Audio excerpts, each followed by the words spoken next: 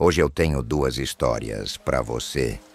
E as duas aconteceram em lugares que a gente passa todo dia, sem nem pensar duas vezes. A primeira é sobre um elevador de prédio comercial em São Paulo, que subiu além do último andar. A segunda é sobre uma carona na estrada. Só que o cara que entrou no carro já estava morto há 3 dias. E eu garanto que depois disso você vai pensar duas vezes antes de entrar em elevador sozinho ou dar carona para desconhecido. Se você tem coragem, fique comigo. Primeiro relato. O elevador passou direto do 12º andar e continuou subindo. E eu fiquei olhando os números no painel acenderem um por um. 13, 14, 15. E meu estômago apertou porque o prédio só tinha 12 andares. Eu tinha certeza absoluta disso porque trabalhava ali há 2 anos e conhecia cada corredor daquele lugar. Mas o elevador não parava. 16, 17, 18. E quando chegou no 23, finalmente parou com aquele solavanco suave. E o sino tocou, indicando chegada. Só que eu não tinha apertado o 23. Tinha apertado o 5, onde ficava a reunião para a qual estava atrasado. E agora estava parado num andar que oficialmente não existia. E isso foi só o começo. Porque quando a porta abriu, eu vi um corredor que não deveria estar ali. Deixa eu voltar para o começo. Meu nome é Rafael, tenho 30 anos. Trabalho como analista financeiro num prédio comercial no Centro Velho de São Paulo. Daqueles prédios antigos dos anos 60, reformados, mas mantendo a estrutura original. 12 andares de escritórios, fachada de granito, elevadores barulhentos. E naquela quinta-feira de tarde, eu tinha saído do 9º andar, às 15h45, para descer até o 5º, onde ia ter reunião importante sobre fechamento trimestral. Entrei no elevador, corredor vazio, porque era aquele horário morto em que todo mundo está grudado no computador, tentando bater meta. Apertei o 5 e fiquei olhando para o celular, respondendo e-mails enquanto o elevador descia. Mas depois de uns segundos, percebi que os números estavam subindo, em vez de descer. 10º andar, 11º, 12º. E antes que pudesse apertar outro botão, o elevador passou direto do 12 e continuou subindo para andares que não existiam. Tentei apertar emergência, mas nada aconteceu.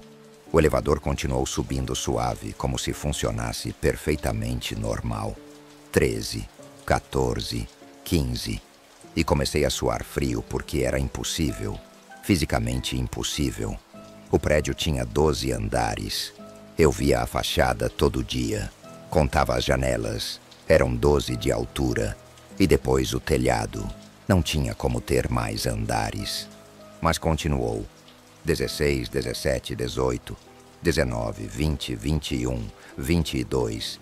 E parou no 23 com o solavanco habitual. Sino tocou.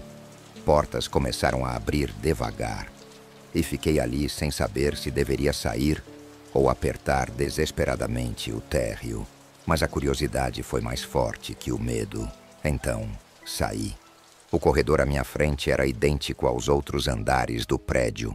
Piso de granilite bege com aquelas manchas escuras características. Paredes de reboco pintadas de creme meio amarelado. Luminárias fluorescentes no teto, emitindo aquela luz fria de escritório.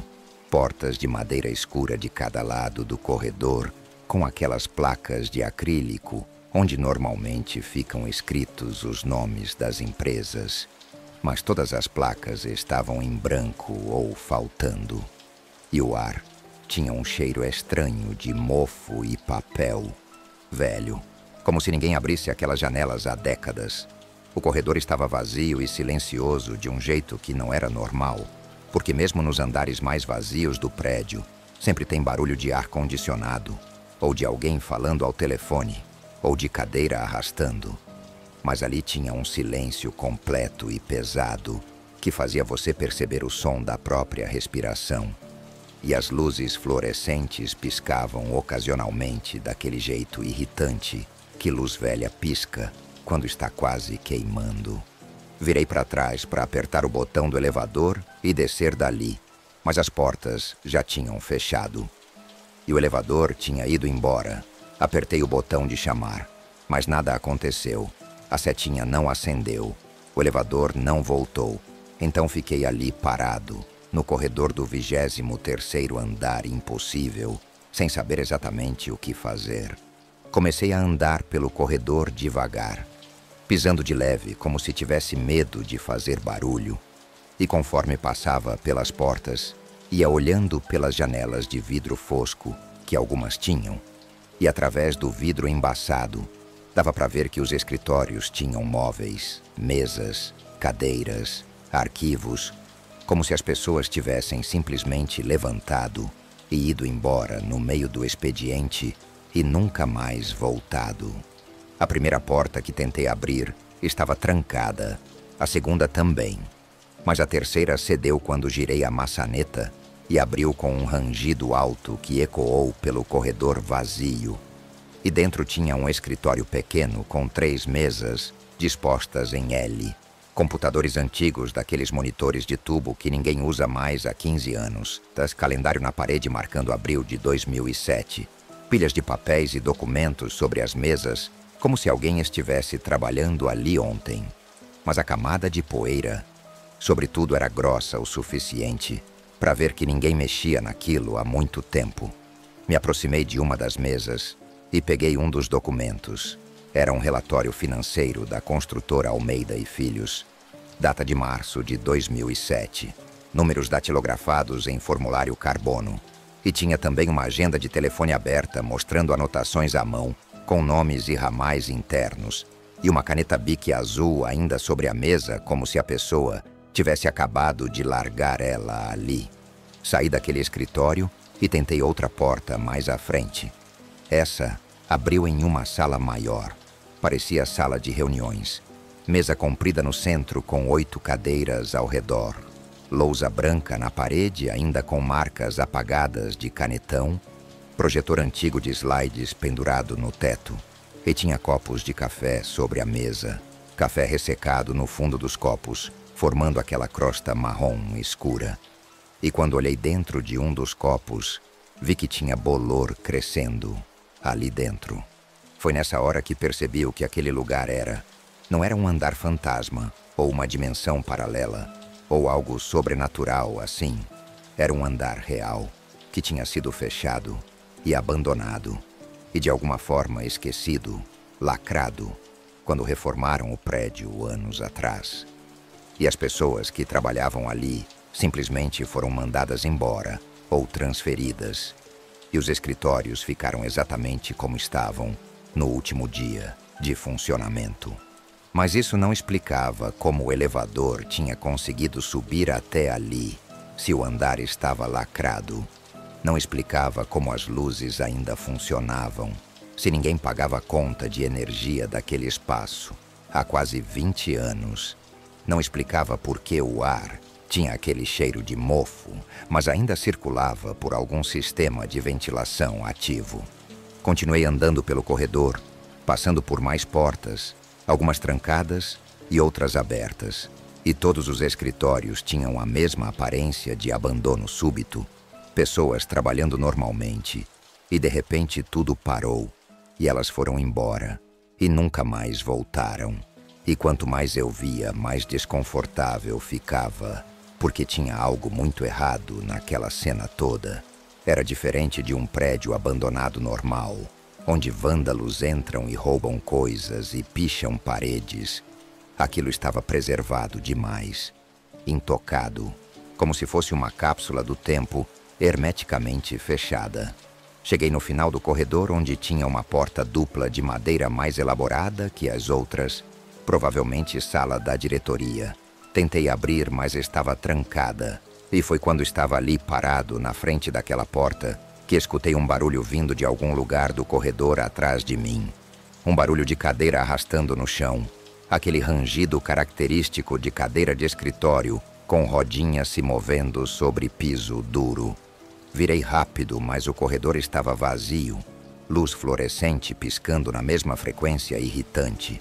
portas todas fechadas ou abertas exatamente como eu tinha deixado. Nenhum movimento, nenhuma pessoa, mas eu tinha certeza absoluta que tinha ouvido cadeira arrastando. Não foi imaginação nem barulho de estrutura do prédio, foi cadeira mesmo. Fiquei parado ali escutando, respiração presa, coração acelerado, e depois de uns 30 segundos de silêncio total, escutei de novo, cadeira arrastando, e dessa vez consegui identificar de onde vinha. Um dos escritórios que eu tinha passado, mas não entrado.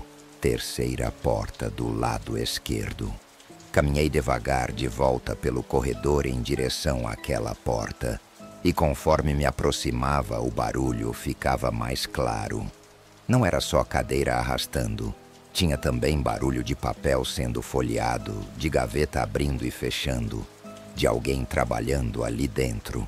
E quando cheguei na porta e olhei pela janela de vidro fosco, vi a silhueta de uma pessoa sentada em uma das mesas, cabeça abaixada sobre documentos, se movendo de um jeito natural, como alguém que está concentrado lendo algo. Coloquei a mão na maçaneta devagar e girei. Porta abriu sem fazer barulho, e dentro do escritório tinha um homem sentado de costas para a porta, terno cinza meio amarrotado, cabelo grisalho penteado para trás, e ele estava mexendo em papéis sobre a mesa, pegando um documento, lendo, colocando de lado, pegando outro, como se estivesse organizando arquivos ou procurando algo específico. Fiquei na porta sem saber o que fazer. Parte de mim queria falar com ele, perguntar o que estava acontecendo, como ele tinha chegado ali, se ele trabalhava naquele andar. Mas outra parte de mim estava gritando para sair dali correndo, porque tinha algo fundamentalmente errado naquela cena. E foi quando estava decidindo o que fazer que ele parou de mexer nos papéis e ficou completamente imóvel, mãos ainda sobre a mesa, mas sem se mover. E depois de uns 5 segundos de imobilidade total, ele virou, a cabeça devagar na minha direção. O rosto dele era de um homem de uns 60 anos, rugas fundas ao redor dos olhos e da boca, pele meio amarelada de quem passa muito tempo em luz artificial, óculos de armação quadrada meio fora de moda. E ele me olhou com uma expressão completamente vazia, sem surpresa, sem medo, sem curiosidade. Só aquele olhar fixo e morto de quem está olhando através de você e não para você. E a boca dele se abriu devagar, e ele disse com uma voz rouca e baixa: "Você não devia estar aqui." Recuei um passo, e ele continuou me olhando com aquela expressão vazia, e repetiu: "Você não devia estar aqui. Ninguém deveria estar aqui." E então ele se levantou da cadeira com movimentos lentos e rígidos, como se as juntas estivessem travadas, de ficar na mesma posição tempo demais, e começou a andar na minha direção. Saí dali e comecei a correr pelo corredor de volta em direção aos elevadores, escutando atrás de mim o som de passos lentos, mas constantes me seguindo. Passos que ecoavam no corredor vazio, misturados com aquele barulho de luz fluorescente piscando. E quando cheguei na frente dos elevadores, apertei o botão desesperadamente várias vezes. Mas nada aconteceu. Elevador não veio, setinha não acendeu, e os passos atrás de mim continuavam se aproximando. Olhei ao redor procurando escada de emergência e vi no final do corredor oposto uma porta com aquela placa verde de saída. Corri até lá e empurrei a porta, que abriu numa escadaria de concreto cinza mal iluminada, começando a descer os degraus de 2 em 2. E a escada tinha aquele eco característico de escadaria de prédio vazio, onde cada passo ressoa, multiplicado pelas paredes. E continuei descendo, passando pelas portas de cada andar, 22, 21, 20, e todas as portas tinham correntes e cadeados do lado de fora, trancadas de um jeito que ninguém poderia abrir de dentro. Continuei descendo, 19, 18, 17, pernas começando a queimar do esforço, respiração acelerada ecoando na escadaria. E foi quando passei pelo 16º andar que percebi que tinha outros sons na escadaria, além dos meus passos. Tinha passos descendo acima de mim. Vários passos, mais de uma pessoa, descendo na mesma velocidade que eu, mantendo sempre a mesma distância. Desci mais rápido, 15º, 14º, 13º, e os passos acima de mim aceleraram também, mantendo o ritmo, e comecei a escutar vozes também. Vozes baixas murmurando coisas que eu não conseguia entender. Várias vozes diferentes misturadas num sussurro coletivo que descia a escada comigo. 12º andar, e a porta não tinha cadeado. Empurrei e saí no corredor normal do prédio. Aquele corredor que eu conhecia, com as placas das empresas nas portas, e o carpete azul marinho, e o cheiro normal de ar-condicionado e café. E corri até o elevador e apertei o botão. E dessa vez funcionou. Setinha acendeu. Elevador veio em menos de 10 segundos. Entrei e apertei térreo, e as portas fecharam. E o elevador começou a descer normal, passando pelos andares. 11, 10, 9, 8. E fui, descendo até chegar no térreo, onde saí correndo pela portaria, assustando o porteiro, e saí para a rua direto sem parar. Fiquei na calçada do lado de fora, respirando fundo, tentando me acalmar. E olhei para cima para o prédio, contando os andares de novo, e eram 12 andares de janelas. E depois o telhado plano, sem nenhum andar adicional, sem nenhuma estrutura fantasma acima do último andar oficial. No dia seguinte, voltei para o trabalho porque precisava. E quando cheguei, comentei com o porteiro sobre o 23º andar. E ele me olhou confuso e disse que o prédio tinha 12 andares. E sempre teve 12 andares desde que foi construído em 1963. E perguntei se já tinha ouvido falar de andares lacrados ou fechados. E ele disse que não, que todos os 12 andares sempre estiveram em uso. Mas durante o almoço resolvi ir até a biblioteca municipal pesquisar sobre o prédio. E achei reportagens antigas de jornal. E foi assim que descobri que em 2007 tinha acontecido algo no prédio. Uma empresa de investimentos que funcionava num dos andares superiores tinha quebrado de uma hora para outra depois de um esquema de pirâmide ser descoberto. E vários funcionários que iam perder tudo entraram em desespero coletivo.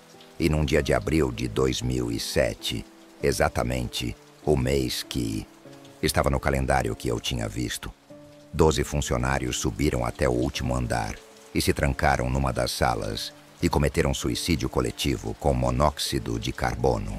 A reportagem dizia que o prédio ficou fechado por 6 meses depois disso, que reformaram tudo, que o andar onde aconteceu foi completamente renovado e as empresas voltaram a funcionar normalmente, mas não mencionava nada sobre lacrar ou esconder o andar.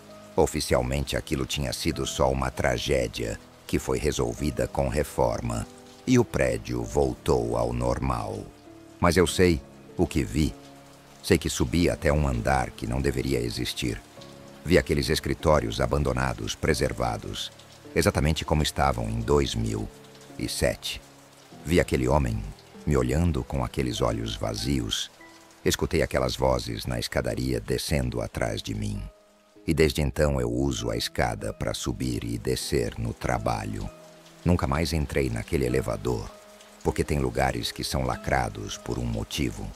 Tem andares que são esquecidos porque deveriam permanecer esquecidos. E tem pessoas que ficam presas em loops eternos, repetindo os últimos momentos de suas vidas sem conseguir sair.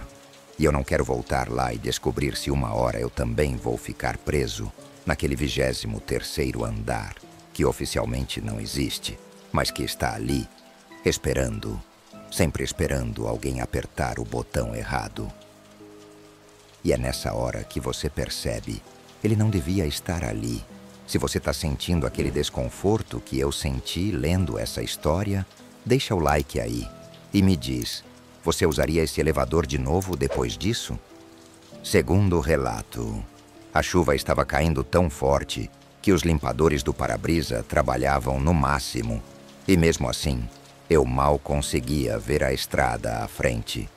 E foi por isso que quase não vi o cara parado na beirada da pista, braço levantado pedindo carona, encharcado da cabeça aos pés.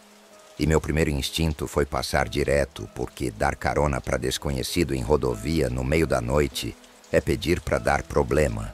Mas quando passei por ele e vi pelo retrovisor a figura dele ficando para trás sob a chuva torrencial, sozinho naquela escuridão toda, senti aquela pontada de culpa que faz você pisar no freio e voltar.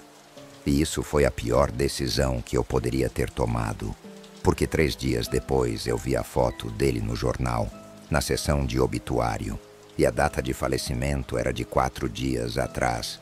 Ou seja, ele já estava morto quando entrou no meu carro. Deixa eu voltar para o começo. Meu nome é Lucas, tenho 26 anos, trabalho com vendas e passo bastante tempo na estrada visitando clientes pelo interior de São Paulo e Paraná. E naquela terça-feira de outubro, eu estava voltando de Curitiba para São Paulo, pela Regis Bittencourt, aquela BR-116 que todo mundo que viaja para o sul conhece. Estrada cheia de curva, neblina, caminhão. E quando tá chuva forte como estava naquele dia, fica especialmente perigosa. Eram quase 22 horas. E eu estava há umas 3 horas dirigindo quando a chuva começou. Daquelas chuvas de temporal que vêm de repente e transformam a estrada numa piscina em questão de minutos. E tive que reduzir a velocidade de 80 para 50 porque não dava para ver quase nada. Os caminhões levantavam tanta água que quando passava por um, ficava completamente cego por alguns segundos, até a água escorrer do para-brisa. Estava naquele trecho entre Registro e Cajati, parte meio isolada da estrada com bastante mata dos 2 lados e pouca iluminação, quando vi a silhueta do cara na beira da pista, parado embaixo da chuva com o braço levantado, fazendo sinal para parar. E como falei, meu primeiro instinto foi acelerar e seguir em frente. Mas aquela imagem dele sozinho ali no meio do nada, sob aquela tempestade, ficou na minha cabeça. E acabei freando uns 100 metros à frente e dando ré devagar, até chegar perto dele. Destraquei a porta do passageiro e ele abriu e entrou rápido, trazendo junto aquele cheiro de chuva e terra molhada. E quando a luz interna do carro acendeu, eu vi que ele era um homem de uns 40 e poucos anos. Cabelo preto grudado na testa pela água, barba por fazer de alguns dias, jaqueta jeans encharcada, calça escura e tênis sujos de barro. E ele fechou a porta e ficou ali sentado, pingando água no banco, enquanto recuperava o fôlego. Falei, desculpa a demora, cara. Tinha passado direto, mas voltei. E ele olhou para mim e sorriu, cansado, e disse, obrigado mesmo. Tava começando a achar que ia passar a noite inteira ali. E a voz dele era normal, rouca de quem está cansado, mas nada de estranho. E perguntei para onde você vai. E ele respondeu, se puder me deixar em Jacupiranga, já me ajuda demais. É onde moro. Carro quebrou aqui e tive que abandonar. Vou buscar amanhã com o guincho. Jacupiranga ficava a uns 30 quilômetros dali, mais ou menos no caminho. Então falei, tranquilo, te deixo lá, relaxa. E ele agradeceu de novo e ficou ali sentado com as mãos no colo, tentando se esquentar um pouco porque, apesar de ser outubro e não fazer tanto frio, ficar encharcado daquele jeito com o ar-condicionado do carro ligado deixava qualquer um tremendo. Voltei a dirigir devagar por causa da chuva e durante os primeiros minutos a gente ficou em silêncio. Só o barulho do motor, dos limpadores trabalhando freneticamente, da chuva batendo no teto do carro e das rodas passando pela água acumulada na pista. Mas depois de um tempo ele começou a conversar. Perguntou o que eu fazia, de onde estava vindo. para onde estava indo. E contei que trabalhava com vendas e voltava de reuniões em Curitiba. E ele comentou que conhecia bem aquela estrada, que tinha trabalhado como caminhoneiro por muitos anos e rodado a Regis Bittencourt centenas de vezes. Conversamos sobre a estrada, sobre como ela é perigosa, sobre os acidentes que acontecem ali toda semana. E ele contou algumas histórias de quando era caminhoneiro, coisas que tinha visto, lugares onde tinha parado. E era uma conversa normal de estrada, aquele papo para passar o tempo e manter o motorista acordado. E ele parecia um cara comum, trabalhador, cansado, tentando voltar para casa depois de um dia ruim. Em determinado momento, ele pediu para eu sintonizar numa rádio que tocava música sertaneja. Disse que gostava de ouvir aquilo quando estava na estrada porque lembrava do tempo de caminhoneiro. E ficamos ali escutando Chitãozinho e Chororó, enquanto a chuva continuava caindo e eu dirigia com atenção redobrada porque a visibilidade estava péssima. Ele comentou sobre a família, disse que tinha esposa e 2 filhos, que trabalhava numa empresa de transporte em Jacupiranga, que a vida não estava fácil, mas estava indo levando. E perguntou sobre minha vida também, se eu era casado, se tinha filhos, onde morava em São Paulo. E foi uma daquelas conversas que você tem com um desconhecido, onde compartilha informações superficiais, mas que criam aquela sensação temporária de conexão humana. Passamos por Cajati e seguimos em direção a Jacupiranga. A chuva começando a dar uma aliviada, mas ainda caindo constante. E quando estávamos a uns 10 minutos da cidade, ele ficou quieto por um tempo, olhando pela janela, vendo a mata escura dos 2 lados da estrada iluminada apenas pelos faróis dos carros que vinham na direção contrária. E então ele virou para mim e disse uma coisa estranha. Ele disse: "Você acredita em segunda chance?" Olhei para ele meio sem entender e perguntei como assim. E ele continuou olhando para a janela e falou tipo assim: "Se você pudesse voltar e fazer diferente, voltar num momento específico e mudar uma decisão, você faria?" E eu respondi que dependia da decisão, que todo mundo tem arrependimentos, mas que é impossível voltar atrás. Então não adianta ficar pensando nisso. E ele concordou com a cabeça e disse: "É, impossível, né?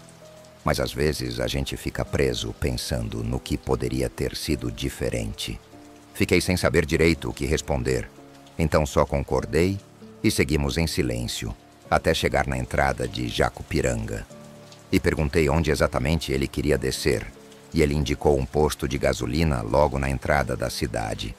Disse que dali pegava um ônibus até o bairro dele, e encostei no posto que estava fechado a essa hora da noite, mas tinha uma área coberta onde ele podia esperar protegido da chuva. Ele abriu a porta e antes de sair, virou para mim e disse: "Muito obrigado mesmo. Você me salvou hoje. Sério." E eu falei: "Imagina, cara. Boa sorte aí. Toma cuidado." E ele sorriu daquele jeito cansado de novo e falou: "Pode deixar. Você também se cuida nessa estrada." E saiu fechando a porta. E eu vi ele caminhando até a área coberta do posto. E acelerei de volta para a rodovia, continuando minha viagem para São Paulo. Cheguei em casa por volta das 2 da manhã, cansado, mas satisfeito de ter ajudado alguém. Tomei banho, comi alguma coisa e dormi. E na quinta-feira, 2 dias depois da carona, estava tomando café da manhã quando abri o jornal local que meu pai assina e que sempre deixa na mesa da cozinha. E estava folheando distraído as páginas quando cheguei na seção de obituário. E meu sangue gelou. A foto estava ali, mesma pessoa que eu tinha dado carona, mesmo rosto, mesmo cabelo preto, mesma expressão meio cansada. E embaixo da foto dizia o nome: Rodrigo Alves dos Santos, 43 anos. E a data de falecimento era dia 22 de outubro. E a data de hoje era dia 25, ou seja, fazia 3 dias que ele tinha morrido. Mas eu tinha dado carona para ele na terça, dia 23, um dia depois da data de falecimento.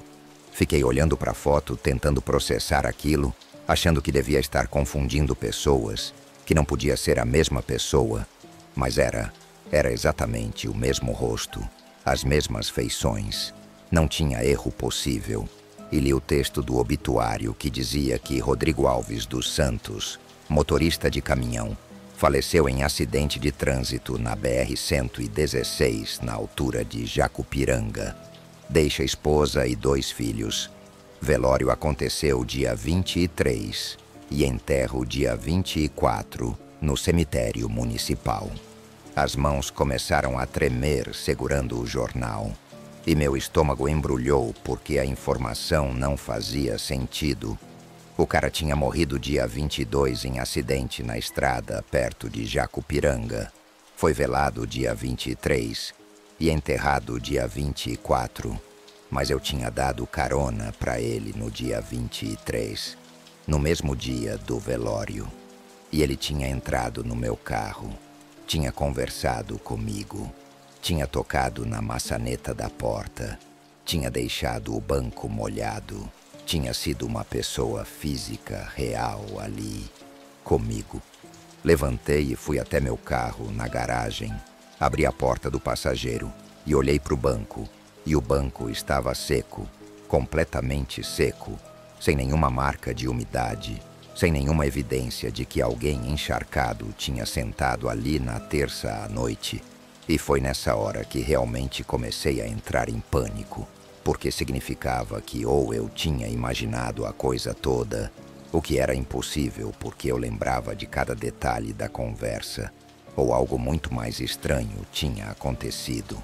Voltei para dentro e peguei meu celular e procurei no Google o nome Rodrigo Alves dos Santos acidente Jacupiranga e encontrei uma notícia pequena no site de um jornal local do Vale do Ribeira.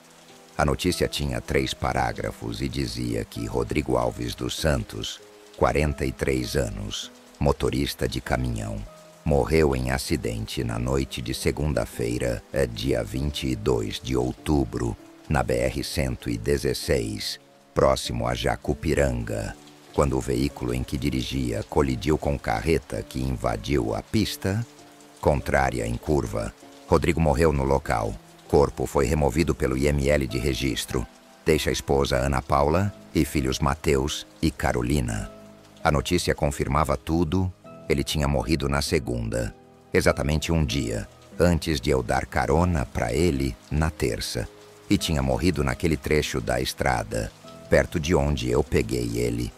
E os detalhes batiam. Esposa e 2 filhos. Trabalhava com transporte. Morava em Jacupiranga. Tudo que ele tinha me contado durante a conversa no carro era verdade, mas ele estava morto. Passei o resto do dia perturbado pensando naquilo, tentando encontrar explicação racional, pensando que talvez tivesse pegado outra pessoa que, por coincidência, tinha características parecidas e eu estava confundindo por causa da foto meio granulada do jornal. Mas quanto mais pensava, mais tinha certeza de que era a mesma pessoa. E à noite, não consegui dormir. Ficava repassando a conversa, lembrando da voz dele, do cheiro de chuva e terra molhada, da jaqueta jeans encharcada, de como ele tinha agradecido quando desceu do carro. Na sexta-feira, dia seguinte, não aguentei mais e decidi voltar até Jacupiranga. Precisava confirmar. Precisava entender o que tinha acontecido. Então peguei o carro de manhã cedo e desci pela Regis Bittencourt de novo, fazendo o mesmo caminho. E quando cheguei em Jacupiranga, fui direto para o cemitério municipal, que ficava numa área afastada, no alto de um morro. Entrei no cemitério e procurei pelo túmulo. Não foi difícil achar porque era recente. A terra ainda estava escura e fresca, flores murchando em cima.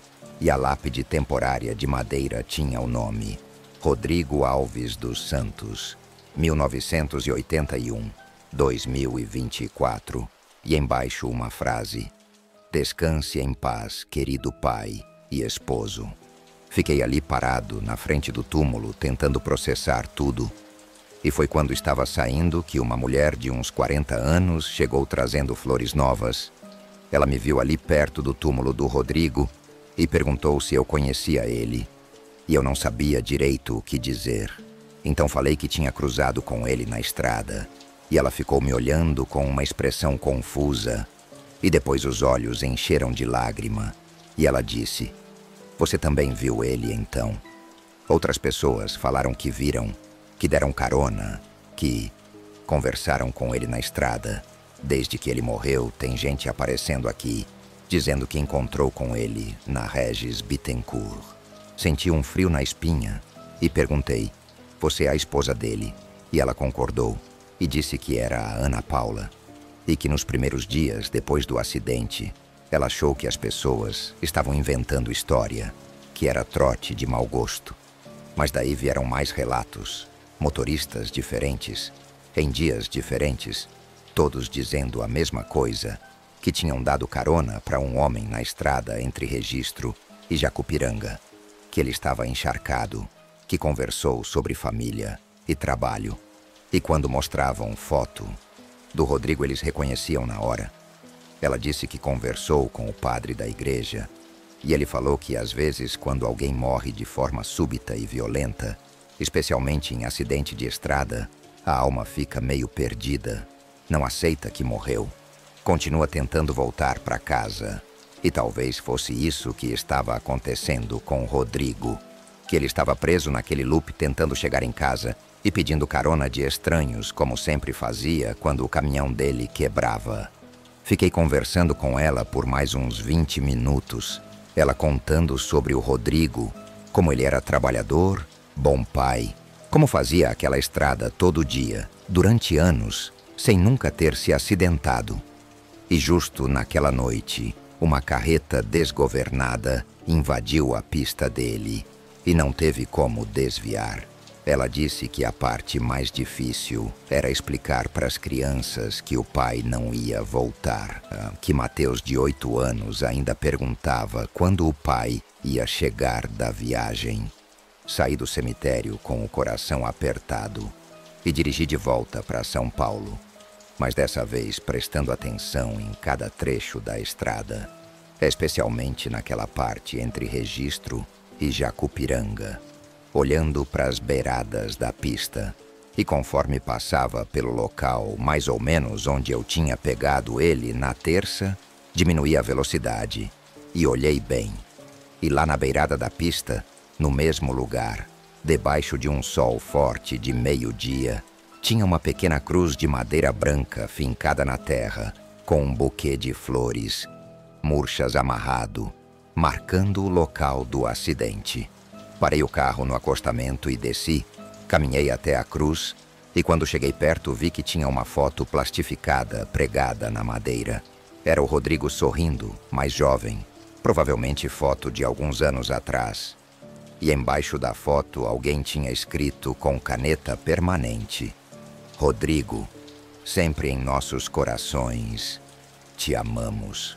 Fiquei ali por alguns minutos olhando para a cruz, ouvindo o barulho dos carros passando na estrada, sentindo o vento quente de outubro, e pensei em tudo que tinha acontecido, na conversa que tivemos, em como ele tinha parecido tão real, tão físico, tão presente, e como agora ele estava enterrado num cemitério a 30 quilômetros dali, mas aparentemente ainda estava preso naquela estrada, ainda tentando voltar para casa, ainda pedindo carona de estranhos bondosos o suficiente para parar.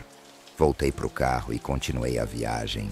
E desde aquele dia, toda vez que passo pela Regis Bittencourt, especialmente se está chovendo ou de noite, eu olho com atenção para a beirada da estrada, procurando por aquela silhueta solitária com o braço levantado, pedindo ajuda. E tenho certeza que se eu ver de novo, vou parar. Vou abrir a porta, vou deixar ele entrar e conversar comigo sobre família e estrada, segundas chances, porque talvez seja isso que ele precisa, não ser ignorado, não ser deixado para trás, continuar tentando voltar para casa mesmo sabendo que nunca vai conseguir chegar, E quem sou eu para negar uma carona para alguém que já não tem mais nada além daquela estrada escura e daquela chuva eterna caindo sobre ele? E se você um dia estiver dirigindo pela Regis Bittencourt de noite e vir alguém pedindo carona perto de Jacupiranga, um homem de jaqueta jeans encharcado, mesmo que não esteja chovendo, pare se você tiver coragem, abra a porta, deixe ele entrar, escute a história dele. Porque às vezes os mortos só precisam de companhia para suportar a eternidade. E às vezes a gente precisa deles também, para lembrar que a vida é frágil e que cada viagem pode ser a última. Então, dirija com cuidado, seja gentil com estranhos e nunca ignore alguém que precisa de ajuda, porque você nunca sabe se aquela pessoa ainda está presa entre dois mundos, esperando uma última chance de chegar em casa. E você? Você já deu carona para alguém e depois ficou com aquela sensação estranha? Ou já teve experiência bizarra em elevador? Comenta aí, eu leio todos. E se você tem alguma história paranormal para contar, manda pro e-mail. Pode ser a próxima desse canal. Então é isso, assombrosos. Se curtiu, deixa o like, se inscreve e ativa o sininho. Compartilha com quem gosta de terror. E comenta qual te assustou mais, o 23º andar ou a carona fantasma. Obrigado por chegar até aqui. E lembra, se você tem coragem, fique comigo.